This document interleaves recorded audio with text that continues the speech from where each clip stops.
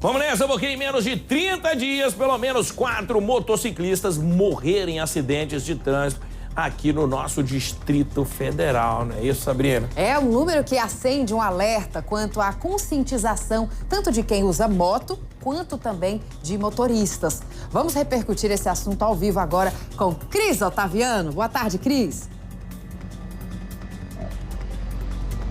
Oi, Sabrina, boa tarde para você, boa tarde, Fred. Uma boa tarde especial para você que acompanha a gente aqui no Balanço Geral. E uma boa tarde mais especial para você que é motociclista, que usa moto. Fique alerta a estes números. Já são 19 acidentes dentro do que foi calculado no primeiro trimestre pelo Detran de incidentes graves acontecendo com motociclistas nas ruas aqui do Distrito Federal. E a gente convidou um especialista em educação no trânsito do Detran para dar um pouco de dicas e conversar um pouco a respeito dessa situação. O Marcelo Grande aqui está com o meu lado. Obrigada por participar aqui com a gente, Marcelo. Conta um pouquinho para a gente a respeito dessa questão da moto e de como esses 19 acidentes são importantes, porque deixam pessoas suscetíveis dentro de um veículo que expõe tanto essa pessoa que guia esse veículo? Isso, para começar é importante ressaltar que a moto, né, e o motociclista, ele acaba sendo um dos mais vulneráveis no trânsito, né, motorizados. Então ele não tem a proteção que tem um condutor.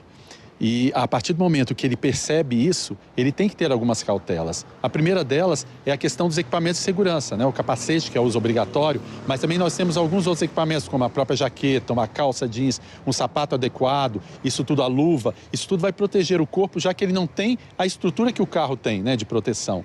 E vale a pena a gente ressaltar isso aqui, porque às vezes o motociclista ele quer economizar um pouco nas despesas que tem, mas esse é a carapaça e a proteção que ele vai ter ali pode ajudar no incidente. Exatamente. E principalmente até os refletivos, né? Então, se você tem uma jaqueta com refletivo, isso tudo, roupas claras, isso tudo facilita muito, principalmente à noite. A gente estava pensando também em toda essa situação num período de chuvas, né? Então, a gente tenta trabalhar muito com o condutor isso. Um período de chuva, se a visibilidade dentro de um veículo já é difícil, imagine a visibilidade de um motociclista. Então, o condutor tem que ter esse pensamento em relação ao motociclista, né? E aí entra toda a questão da estrutura. Se o motociclista usar um corredor, ele tem que fazer isso de uma forma mais segura. Então, diminuindo a velocidade, estar atento até para uma porta de um veículo, né, que pode ser aberta a qualquer momento, isso tudo pode gerar riscos muito grandes para o motociclista. Então, o motociclista tem que ter esse cuidado. Da mesma forma, a questão dos equipamentos obrigatórios, né, a manutenção no veículo, principalmente na parte do freio, no pneu, né, o escoamento de água, até porque a moto às vezes tem pneus menores, então a derrapagem pode ser facilitada se ele não tem um pneu com qualidade, né, se o pneu não está realmente dentro das condições. Então é um conjunto de ações que esse motociclista tem que ter e a postura dele no trânsito. E claro, para o condutor também essa atenção em relação a essa vulnerabilidade do próprio motociclista que circula nas vias. Nós estávamos batendo papo aqui agora há pouco, dividir isso com quem está acompanhando aqui a gente, que às vezes dentro do carro, o motorista se esquece que aquela pessoinha que está lá com um capacete, vestida em uma roupa meio escondida ali dentro daquela moto, ou guiando aquela moto, é um pai, é um filho, e que um tipo de batida que envolva essa pessoa, ela é potencialmente fatal, exatamente por essa exposição. E esse pensamento, essa empatia, pode ajudar com que os motoristas também tenham mais zelo, o que é previsto no Código de Trânsito brasileiro. Uma das linguagens que a gente comenta que é indispensável para o condutor, e a gente tem que fazer esse reforço sempre, é a sinalização. O condutor tem que indicar sua intenção de direita e esquerda. E às vezes alguns condutores querem entrar de uma vez, ligam a seta muito de imediato e aí o motociclista às vezes não tem a visibilidade dessa seta, né? Então a orientação de direita e esquerda, ela tem que ser feita por meio de sinalização, né? O conhecimento de placas. Então o condutor tem que perceber a vulnerabilidade do motociclista e tentar trabalhar com essa cautela e com essa atenção. E é isso, né? A questão da urbanidade, do respeito do humano, né? Ali dentro tem um outro ator do trânsito que tem os mesmos direitos, né? Só que está numa situação mais vulnerável em função da moto, mas que tem que ter o cuidado, tem que ter a cautela. E aí a gente tem comentado muito isso. As vias mais largas proporcionam às vezes velocidades maiores. Brasília foi construída numa concepção, né, para o veículo.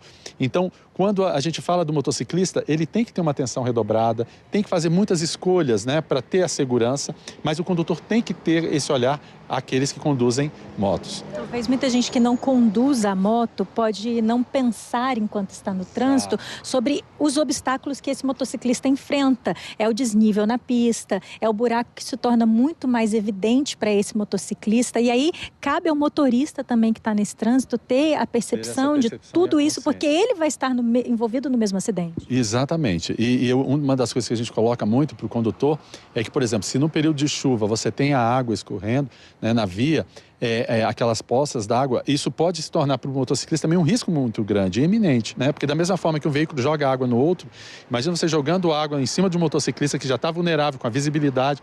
Então é essa atenção e esse cuidado que os motoristas devem ter, né? Nós temos aí toda a questão da distância de frenagem, né? Que são as distâncias de segmento.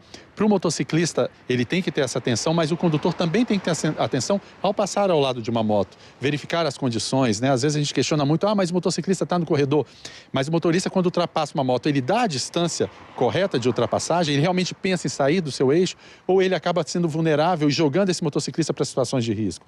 Então é esse pensar também que a gente espera dos condutores, né? E principalmente, como você bem colocou, muitos condutores não conduzem motos, então não tem essa percepção do risco iminente, né? De quem está ali em cima da moto, fazendo desvios de um buraco, de uma pedra ou de uma situação de risco na via.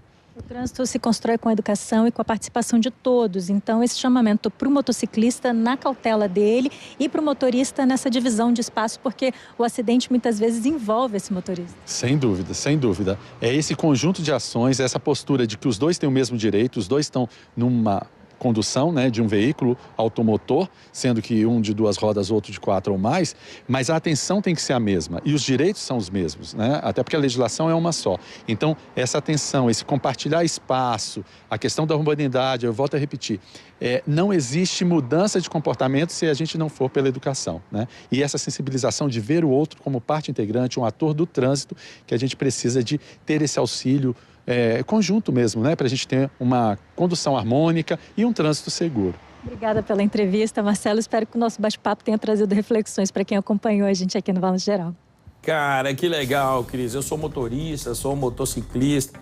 E, galera, fiquem felizes com as nossas vias e rodovias, porque nossas vias aqui são bastante largas. Eu estava em Goiânia, como eu falei ainda há pouco, esse final de semana. Bicho, é tão fininho, sabe? Ali a sua pista, a sua faixa ali, que eu olhava assim, ficava de cara com aquilo. Então dá pra gente se respeitar aqui em Brasília. Cris, beijo grande pra você.